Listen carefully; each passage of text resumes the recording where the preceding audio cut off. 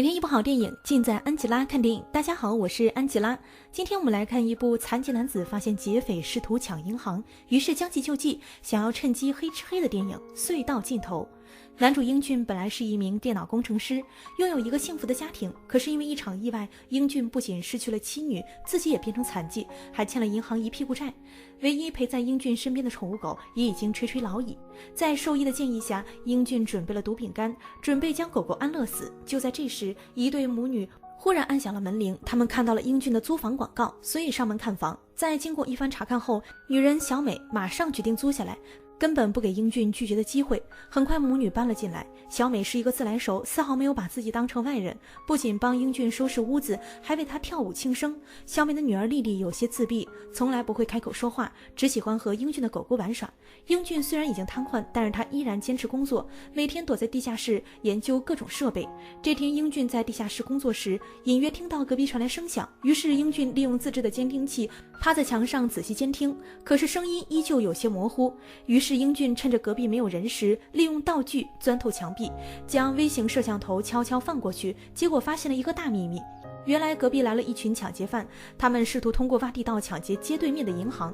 英俊准备将自己的发现告诉小美，结果他意外从监控中发现小美竟然出现在隔壁。这时英俊才知道，原来小美和劫匪是同伙，他和劫匪老大潇洒还是情侣。小美之所以住进英俊家，是为了方便监视英俊，以防他发现隔壁的秘密。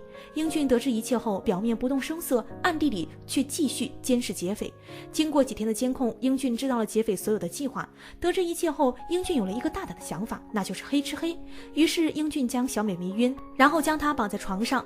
当小美醒来后，英俊告诉她自己已经知道了一切，让她不要轻举妄动。随后英俊开始模拟自己的偷钱计划，他在地下室的地面挖了一个洞，正好和劫匪的地道相连。为了万无一失，英俊在劫匪离开时偷偷潜入地道，熟悉路线。可是当他回来时，却发现本该在房间里的丽丽不见了。原来丽丽通过地道一路钻到了隔壁，幸亏没有被劫匪发现。丽丽不仅安全返回，还将其中一个劫匪大胡子的手表带了回来。这时潇洒给小美打来电话，英俊希望小美帮自己稳住潇洒，可是小美并不愿意。为了说服小美，英俊告诉了她一个秘密。原来英俊无意间发现自闭的丽丽会和狗狗说话，英俊好奇丽丽说了什么，于是在狗狗的身上装了窃听器，这才知道原来丽丽之所以自闭不说话，是因为她遭到潇洒的猥亵。得知真相的小美崩溃大哭，她想要为女儿报仇，于是帮助英俊欺骗了潇洒。另外一边，劫匪一切准备就绪，他们在地道布置了炸药，准备晚上8点行动。不过英俊却提前钻入地道，将炸药转移到了水管上，然后通过地道来到了银行地下，成功凿开了银行地板，用背包偷走了大量现金。晚上劫匪开始行动，他们派出3个人前去偷窃，可是当他们带着钱返回时，却发现管道开始漏水，最后一名劫匪不幸被淹死，另外2个劫匪被困在银行金库。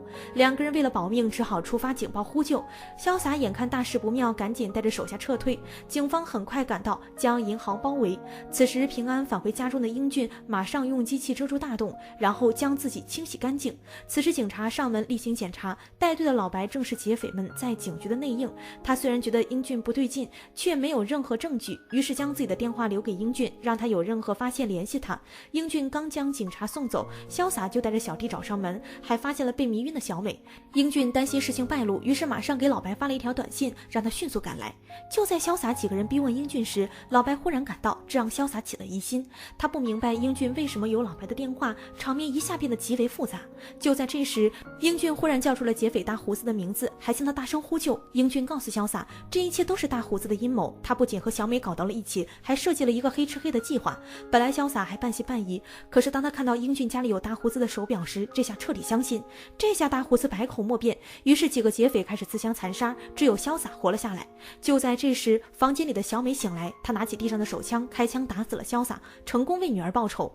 这回只剩下老白一人，老白将小美母女作为人质，让英俊交出偷回来的钞票。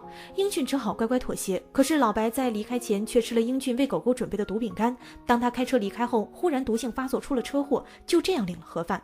而英俊则和小美走到了一起，3个人组成了新的家庭。电影到这就结束了。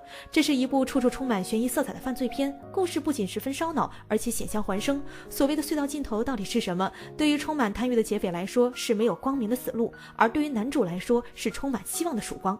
好啦，今天影片到这就结束了，喜欢安吉拉的朋友请点关注，每天一部好电影尽在安吉拉看电影，我们下期再见喽。